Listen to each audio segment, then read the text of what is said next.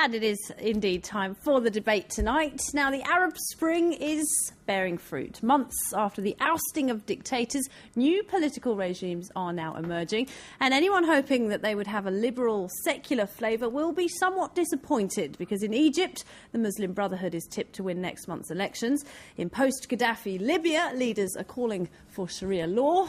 And in Tunisia, where the first post-revolution elections have taken place successfully, it's the Islamists who have taken power. So should the West be worried? Should women, should homosexuals, should religious minorities living in these countries be fearful? Just some of the questions I'll be putting to my guests in the programme. Let's introduce you to them now. Jalila Hedley-Punier is the president and founder of Think Ahead for the Med Tunisia, an organisation which works for a sustainable democratic transition in Tunisia and in the Maghreb. On my left, Amel Boubekeur is a research fellow from the EHESS, that's the Social Sciences Centre here in Paris. She's also at the École Normale Supérieure. And Gil Mikhaili is here with us in the studio as well. He's a columnist at the Israeli newspaper Yediot Aharonot. And in Washington tonight, we're joined by Robin Wright, Joint Fellow at the US Institute of Peace at the Woodrow Wilson Centre. Well, we'll hear from them all in a few moments. First, though, results are still pouring in. But let's see now how Tunisia's Ennahda party managed such a strong victory there. With results still pouring in following Sunday's election, Tunisia's Ennahda party stormed ahead. But the Islamist group will still need to form a coalition and has promised it'll work with secular parties. We will work together. Tunisia is for all Tunisians. Even if we are the majority party, we don't want, in any event, to be alone. This is democracy. Even if we're the majority, we want everybody to be present in this government. For some voters, that's not enough. Ennahda was outlawed for years under the previous regime, and these protesters believe Tunisia's liberal traditions could now be in danger. Separate politics from religion. That is the strong demand of this demonstration. The Tunisians separated politics from religion. The Wahhabite project is starting in Tunisia. We refuse it.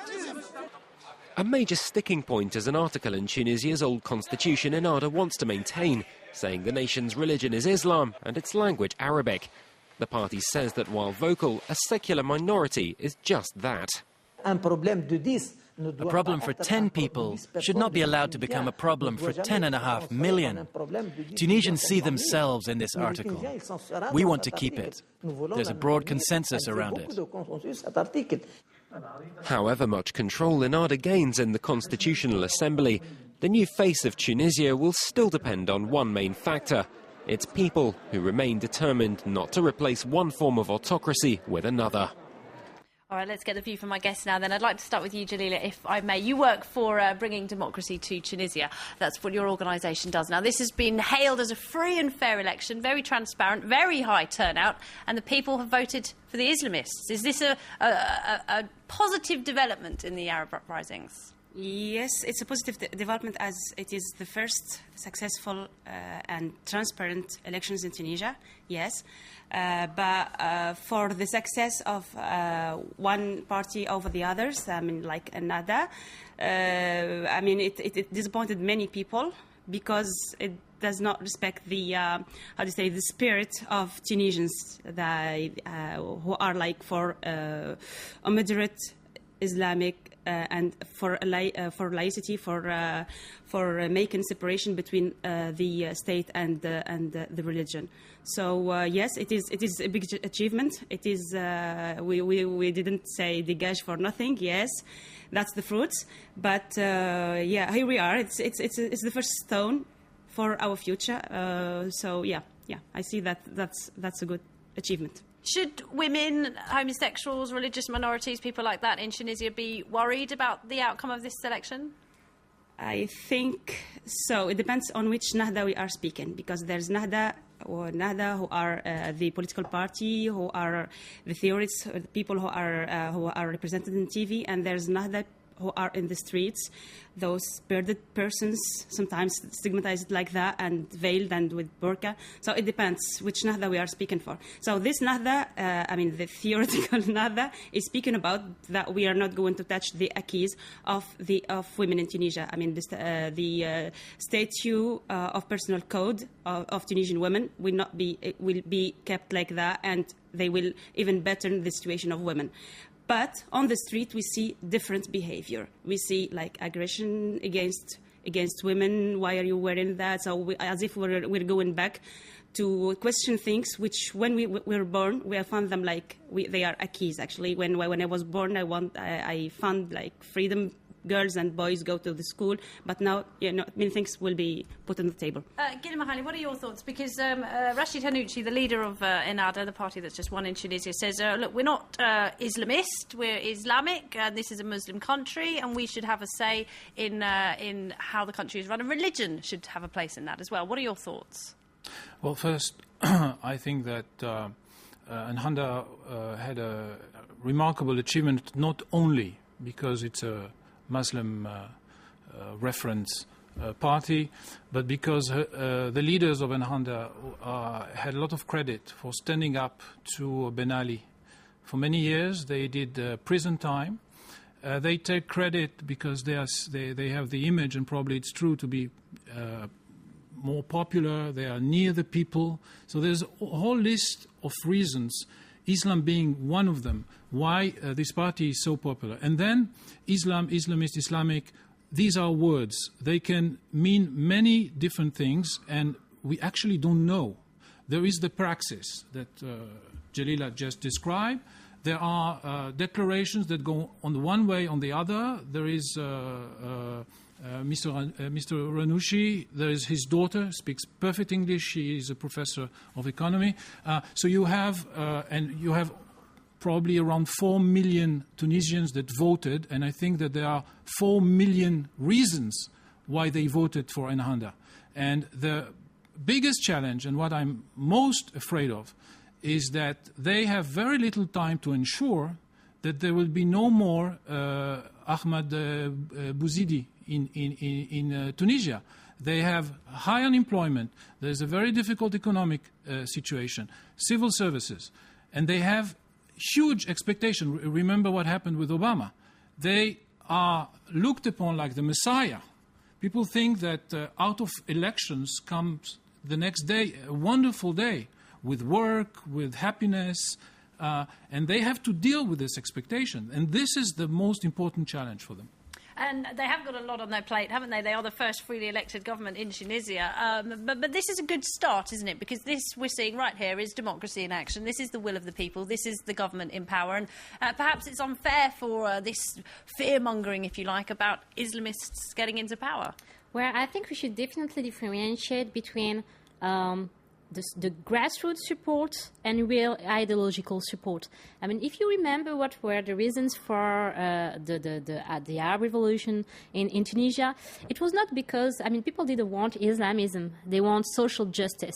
And indeed, the ones who had the discourse on social justice and renewal of the political scene, they all had this discourse, but Ennahda was maybe the party who has this discourse the most on the Tunisian scene, and also within really, or at local levels, really. And if you remember again, people wanted social dignity, wanted work, and of course, Ennahda has won also because they won also because they have a very aggressive and populist campaign on the ground. But at the same time, it does not mean that Islamism is the natural child of Arab revolutions. We have this discourse that is beginning to emerge and starting to emerge in the West especially, and it's very shocking to Tunisians and to all Arabs because at the end of the day, it was just the result of a democratic process. Now, are Tunisian people mature enough, or can we think that Tunisian people were mature enough to choose for political programs? I think they mainly choose for rupture and social justice rather than political ideas as such.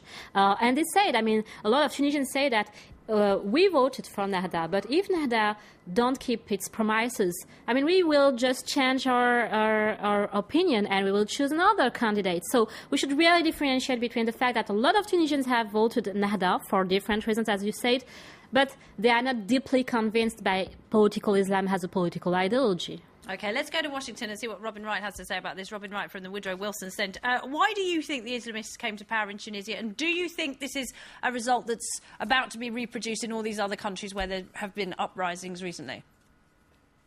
There's no question that the next decade will witness a different kind of political Islam that is shaping the new environment. This is a time that's like a tornado. What happens when there's a tornado? People go to the cellar and they cling to the pillars and then begin to come up and rebuild after the tornado passes based on, the things that are important to them. It's the same thing in a political tornado. And I think that Islam will be a defining force, but different than anything we've seen over the last 30 years. It will be a means to a democratic end, not the end goal in itself. And there's no question that whether it's the Muslim Brotherhood, some of its the fragments, that the Islamist parties will do well. I'm not sure that they're always going to get the majority, but they're obviously going to have to work very closely with the liberal parties, the new democratic parties, in order to get public support. Because of this fear element, because of the very reason you're doing this program, there is a sense, whether it's in these countries or in the outside world, that this has shades of whether it's the Iranian Revolution or the Hamas victory in 2006, that this is going to kind of take the region back rather than forward. And I'm not as pessimistic about the future. I think all of the parties that win are going to have to deliver the impossible in countries where they don't have the resources to create new jobs. And if they don't, and provide health care and education and even garbage collection, then they face public wrath in countries where people now know they have a sense of the power and know what to do with it. Jalila, I'll bring you back in if I wanted to ask you a bit about young people in Tunisia, because they were really the driving force behind this, weren't they? Is there a friction between young people and old people in that the young people are less supportive of Islamist regimes than old people, or does that divide not exist? No, I don't think so. Because as he said now, Nahda had many supporters. It has supporters from youth who go to school, and it has really a variety of. It represents really a variety of Tunisian society. So I don't think so. The age is. But for political orientation, yes, because for people who believe always in laicity and separating between the spiritual, the religious, and what is the state, that's those people have maintained their liberal ideology and their liberal parties. Sorry, if I may. On the contrary, there's a generational gap within Nahda. I mean, we don't see this divide, but Hanouchi himself said he will not be interested in run for the presidential race, not just because he wants to reassure and to give an image of someone who has not an aggressive strategy toward election, but also because within his party there's a lot of fragmentation, and there's a generational gap, very much indeed. But I think we should understand Islamism not as a project, but much more as a process. I mean, it's not about just building an Islamic state, implementing Sharia. Islamists, as other political actors, are very pragmatic. They just adapt themselves to the objectives of the moment. And the objectives at the moment are not about Islamic state or morals or values. They are about, as you said, getting money, thinking about growth, thinking about education. So I think that they are going to be very pragmatic again in their strategy and their future right, and this is the debate going on right now, isn't it, within the Islamist movement itself. If I could bring you back to Rashid Hanouchi, he says, look, we're not the Taliban of Tunisia, and we're not Saudi Arabia. Why are you comparing us to all of these organisations? We have nothing to do with them. Just because we're Muslims doesn't mean that we intend to behave as they do. Which does not mean that they don't have to clarify their position, on a lot of things. But they have evolved. The Nahda of the 80s is not the Nahda of nowadays. And a lot of people in Tunisia were afraid of their putschist past and the fact that they used violence indeed. Yeah. But again, it's really about institutions and frameworks that can that can frame them and orientate them in their policies rather than their deep ideologies. Also, I just want to add something. There's also a problem of visibility of Ennahda, because most of the people, in Tunisia, because I go always to Tunisia to the ground to Sidi Bouzid, Kasri. Most of the people, Ennahda is represented by people who are in the mosques, outside the mosques, who are trying to convince. But there's no official discourse and a visibility of Ennahda as a party explaining to people what they are intending to do, and there's that friction, and this is why people are afraid. Well, there's not a great deal of detail around on the actual policies they intend to put into place, is there? That's the problem, because many people say that the only discourse, the only program of Ennahda is that they are citing that it's a religious party, that it is just for God. It's the party that represents God on earth. This is what people use as an argument. Maybe in the future, I don't know, but I think Ennahda, as now they gained more. How many? It's more than 40% of the votes. I think it's better for them to, because there are lots of Tunisians who are really afraid. Well, they've already said they will work with the secular party, haven't they? Yes. And I'd like to go back to this idea about the debate within the Islamist movement. We're talking about a post-Islamist age here, and these parties are really trying to find their place. Shouldn't we just step back and let them do that? First of all, we don't have a choice. We will step back and watch them get along with it. We are commenting. We're not trying to intervene or to propose anything. We're just trying to understand. And what's happening today is only a point in a very long process of the mounting of Islam as a political power from the 70s. The Woodrow Wilson Center just put online the Saddam Hussein papers. And you see that as early as the 1979, 1980, Saddam Hussein started, who is representative of the previous wave of revolution that were secularist, they were socialist, and they were pan-Arabic nationalist. And he was amazed. It was about Sudan. At the time, he was amazed by the power of Islam, and he started talking with the people around the table, the ministers. Maybe we should start using Allahu Akbar. Maybe we should start refer to Islam, and even added that to the flag at one point, cynically trying to ride the wave. We are in a very, very long and very, very profound process. And why people are worried? Because there was, on the one hand, there was Iran, there was Hezbollah. On the other hand, in the Sunni camp, you have Saudi Arabia and Al-Qaeda. So people are worried. People are truly worried. And even if we know that Tunisia is different from Egypt and different even more from Libya, it is very difficult to see it from afar.